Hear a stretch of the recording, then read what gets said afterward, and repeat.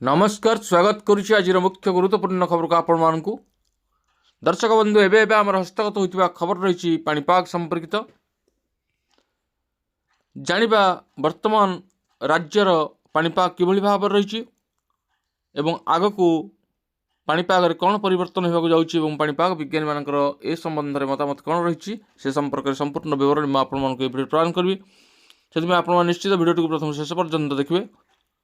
जदि भिडियो भल लगे पाखे लाल बटन निश्चित सब्सक्राइब करें पाखे आसुवा बेल आइकन बजाई देवे ऊपर आसुवा ऑल नोटिफिकेशन क्लिक कर भूलुनि जहाँफल एभली भिडियो सर्वप्रथम आपण निकट में पहुँच पार। तेज आसतु जाना आज पाणीपाग संपर्कित विशेष गुरुत्वपूर्ण सूचना। चलित वर्ष रेकर्ड भांगिब ताती मार्च एप्रिल और मे यही 3 मास हेब अग्निवर्षा। मार्च मासरे प्रबल खरा हेब एपरिक हिट वेव अवधि अधिक रही सतर्क करिपाग विभाग। फेब्रुआरी आरंभ न हेउनु निजर कराल रूप देखाइलाणी खरा उपर मुहा हेलाणी पारद। दिनर तापमात्रा 32 डिग्री पाखापाखि रहिलाणी। सेहीपरि दिल्ली में 15 डिसेम्बर रु 15 जनवरी पर्यंत कड़ा शीतर प्रभाव देखा देइथिला। घन धुआं और शीतलहरी में साधारण जीवन अस्तव्यस्त हो पड़ा। यही समय दिन सर्वाधिक तापमात्रा 15 रु 17 डिग्री सेल्सियस मध्य रुआ बेले रातिर सर्वनिम्न तापमात्रा 3 डिग्री तलक खसी आसाला। हेले गत 4 रु 5 दिन धरी दिल्लीर सर्वनिम्न तापमात्रा 7 डिग्री पाखापाखि रही। सेहीपरि दिन बेला भल खरा हेबारु लोके शीतरु सामान्य आराम अनुभव करुछन्ति। आश्चर्यर कथा है सर्वाधिक तापमान एवं 25 डिग्री सेल्सियस पर्यंत पहुँची जाइछि, जहाँ एबे फेब्रुआरी मासरू ग्रीष्मर आभास देउछि।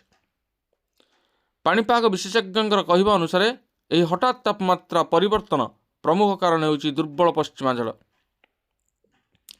साधारणतः शक्तिशाली पश्चिमाझड़ आसिले उत्तर भारत में वर्षा हेबा सह पहाड़िया अंचल में बरफ पड़ता है, जहाँ शीत को बढ़ाई था। किंतु एथर पश्चिमाझड़ दुर्बल थिबारु वर्षा सठिक भाव में हेउनाही और पहाड़रू आसुथिबा ठंडा पवन मध्य दिल्ली पर्यंत पहुँची पारुनाही।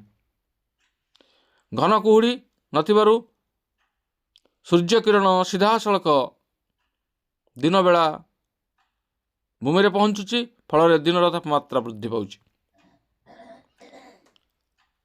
दिल्लीर सर्वनिम्न तापमात्रा 7.7 डिग्री और सर्वाधिक तापमात्रा 24.2 डिग्री सेल्सियस रेकर्ड करा जायछि। पाणीपाग विभाग आगामी दिन में हालुका वर्षार संभावना कहिथिले मध्य कड़ा शीत फेरिबार आशंका कम। आसंता एक सप्ताह मध्य 2टी पश्चिमाझड़ सक्रिय होगाकू जाउछि, जार प्रभाव प्रधानतः पहाड़िया अंचल में देखा जिवो। पश्चिमाझड़र प्रभाव जोगु समग्र उत्तर भारतर पाणीपाग परिवर्तन होइछि। दिल्ली एनसीआर अंचल झड़ वर्षा होता बेले काश्मीर उपत्यका और हिमाचल प्रदेश पार्वत्यांचल में प्रबल तुषारपात जारी रही। दिल्ली एनसीआर एवं पंजाब हरियाणार अनेक अंचल में झड़ और वर्षा पर ऑरेंज अलर्ट जारी करिछि पाणीपाग विभाग।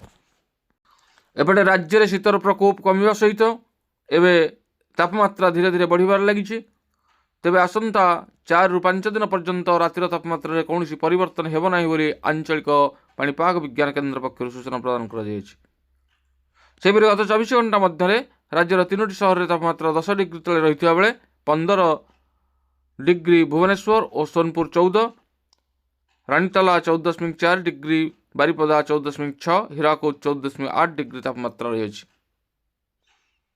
तेबे ए थिला आजिर पाणीपाग संपर्कित एक विशेष गुरुत्वपूर्ण सूचना।